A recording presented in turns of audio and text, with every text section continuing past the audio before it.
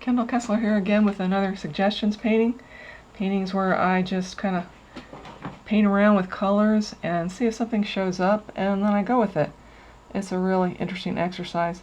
This time I think I'm going to cover the surface really quickly with a bigger brush and some darker colors, and then I'm going to go back into it with lighter colors and do some bleeding.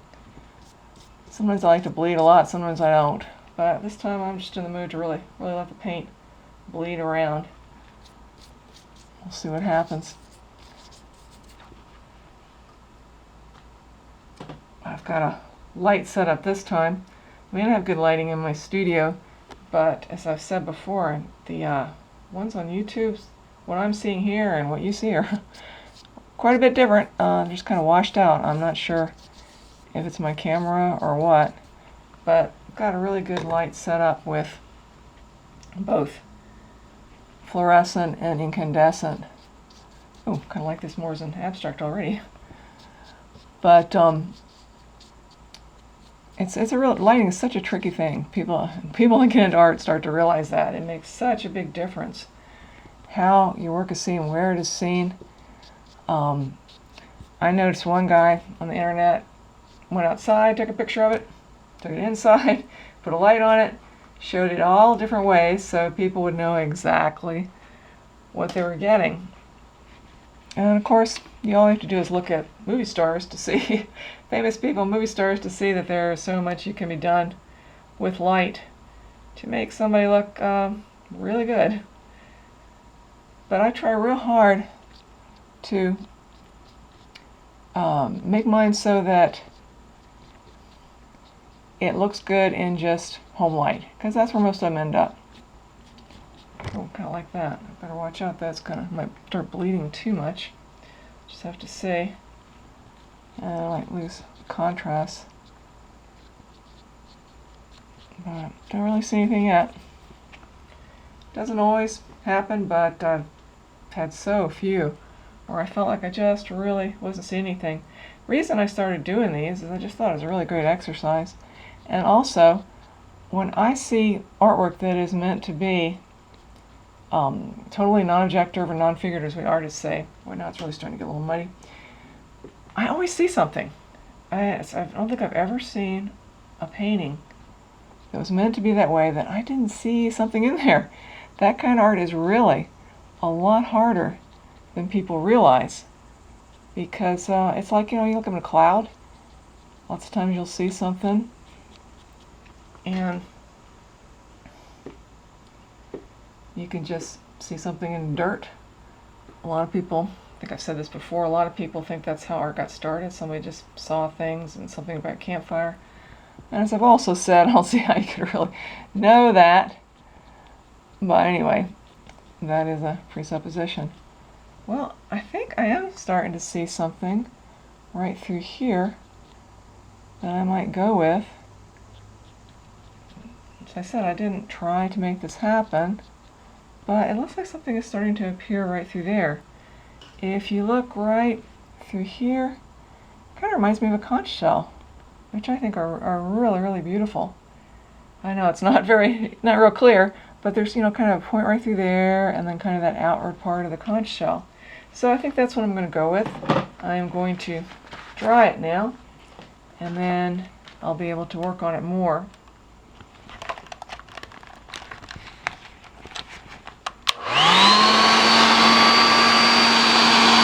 Kind of thick, so it might take a little bit of time to dry this, especially down low.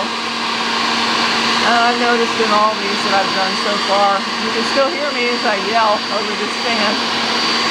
I really like some of the blue accents of this one. I think when that dries, I start working on the conch shell, I'm going to do a lot with that.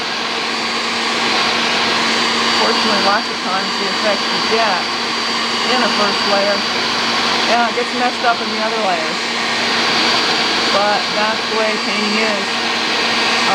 Not just this kind, representation of time is that way too. You really never know what's going to happen. And artists learn to just go with it and work with it.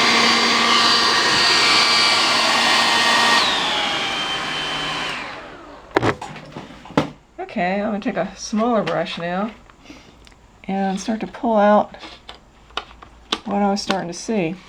And like all these, I don't finish them because they do take a long time, even though they're very spontaneous paintings, still take a good bit of time. And I want to have that time, and I don't want these YouTubes to be so long.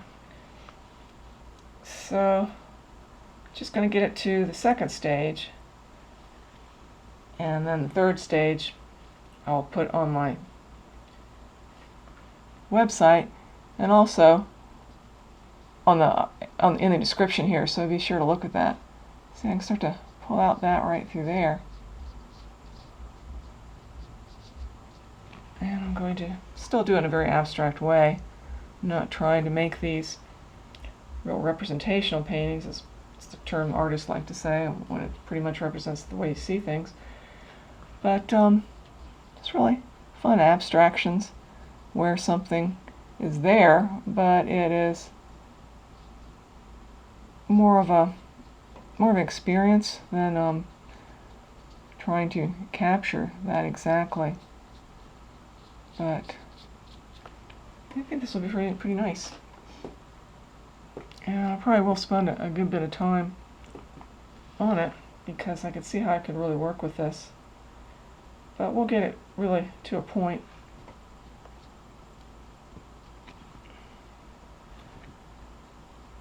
There's someone asked me the other day about this, and that's why I decided to explain where the idea came from. I've seen so many really great, what artists call non-objective or representational paintings, and I always look and say, oh, well, look, there's that. And I just never see them as totally non-objective. And lots of times in my own work, this really drives me crazy, is like in a cloud or something, I will see something like a face, and once I see it, that's it. I can't look at it again and see it as a cloud. I see it as a face. And there's nothing wrong with that, but it's a little bit irritating when it's meant to be a cloud and you're looking at it and seeing it as a face. But that's painting for you. It's a very fascinating, mysterious process. That got a little too dark right through there. And I'm going to do more in the background. There's so much that could be done with this. And I'm thinking I'm not sure, I was thinking of trying to use some gold paint in this one, or silver paint. I've never done that before because, like that. I've never done that before because I didn't think it would photograph worth anything. But, I think I might try that. I really have a thing about red. Always have. I really like the way that's going around the shell and emphasizing the shape. And as I said, I wanted to do some more with the blue.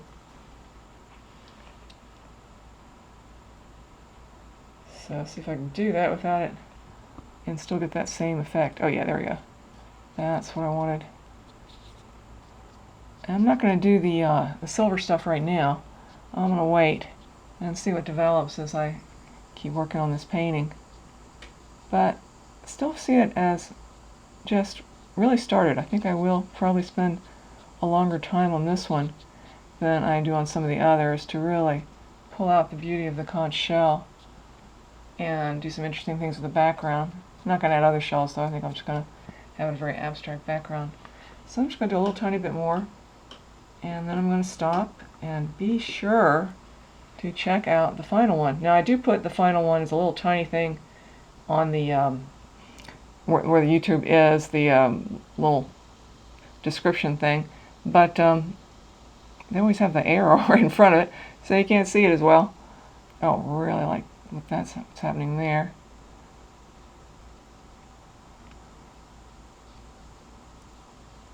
But so be sure to look at it, the link and all, so you can really see it on my website and see how it turned out. Really liking what's happening, but I want to do a lot more. Maybe just a tiny bit more to pull out the form of the shell, and then I'm going to quit. Just pulling out right through here, and these kind of layered things that they have.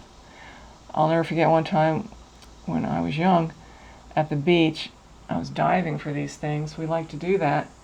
And I got one that still had the animal in there, and I was disappointed. And somebody at the beach said, well, you can just boil it out of there. Boil it out? No, I don't think I will do that. I can understand some people wanting to do that, but good grief. It's the animal's home, not my home. So I just put it back in. But we always had such a great time. There's just nothing like the beach, and have such fond memories of all our days there. And we still go. Now we used to go to the northern shore to Rehoboth, and now we go to South Carolina. Pawleys Island. I have a lot of paintings of Pawleys Island. I've sold some, and a lot of prints. Okay, so I think I'm going to quit right there. I know it's very, very vague, but the third layer is going to get a lot more complicated, and like I said, I might add the gold, might add the silver, I don't know. Thank you for watching.